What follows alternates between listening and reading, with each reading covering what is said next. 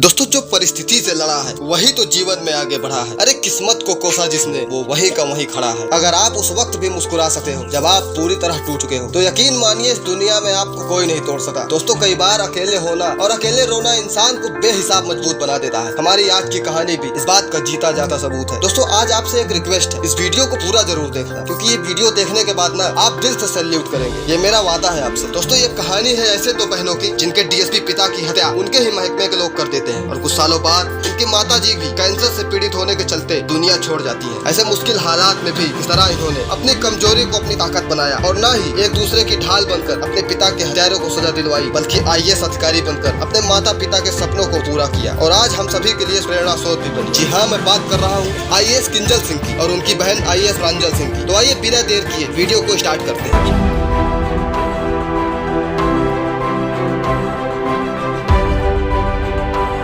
दोस्तों इस कहानी की शुरुआत होती है 12 मार्च 1982 को जब किंजल सिंह के पिता डीएसपी सिंह की डाकुओं के साथ मुठभेड़ में मारे जाने की खबर आती है। उस वक्त किंजल सिंह सिर्फ 6 महीने की थी और उनकी छोटी बहन अभी मां के गर्भ में ही थी। दोस्तों पुलिस की झूठी रिपोर्ट में बताया गया कि डीएसपी सिंह डकैतों के साथ हुई मुठभेड़ में मारे गए, लेकिन इनकी माँ विभा सिंह जी जो कि बनारस कोषालय में कार्यरत थी, उन्हें लगता था कि इनके पिता डाकुओं के साथ नहीं बल्कि उनकी हत्या साथी पुलिस वालों ने ही की है। और दोस्तों विभा सिंह जी का अंदेशा सच साबित हुआ जब सीबीआई जांच में एक जूनियर अधिकारी आरबी सरोज द्वारा हत्या की बात सामने आई। दोस्तों इस हत्याकांड में 12 निर्दोष ग्रामीणों की भी हत्या पुलिस वालों ने कर दी थी। इस मामले में कोर्ट ने दोषियों को 2013 में सजा सुनाई थी। दोस्तों इनके पिता भी आईएएस अधिकारी बनना चाहते थे। उनकी हत्या के कुछ महीनों बाद आए आईएएस मेंस के रिजल्ट में वो पास है और दोस्तों इसीलिए इनकी माँ चाहती थी कि इनकी दोनों बेटियां आईएएस अधिकारी बने और उन्होंने बनकर दिखाया भी। लेकिन दुर्भाग्य से उनकी माता जी ये देखने के लिए जीवित नहीं थी क्योंकि 2004 में उनका कैंसर के कारण देहांत हो गया था। दोस्तों जब किंजल सिंह को अपनी माँ की बीमारी के बारे में पता चला तो वो अपनी ग्रेजुएशन की पढ़ाई श्री राम कॉलेज दिल्ली से कर रही थी। उनकी मां को अंतिम चरण का कैंसर हो चुका था। कीमोथेरेपी के कई चरणों से गुजरने के बाद विभा सिंह जी का शरीर बिल्कुल जवाब दे गया था, लेकिन बेटियों के चिंता के कारण वो लगातार अपने शरीर से लड़ रही थी। फिर एक दिन डॉक्टर के निर्देशानुसार किंजल सिंह अपनी मां से मिली और अपनी मां को वचन दिया कि दोनों बहनें अपने पिता का अधूरा सपना पूरा करेंगी और अपनी जिम्मेदारी खुद उठाएंगी। तब जाकर उनकी दृढ़ निश्चयी माता जी के चेहरे पर सुकून आया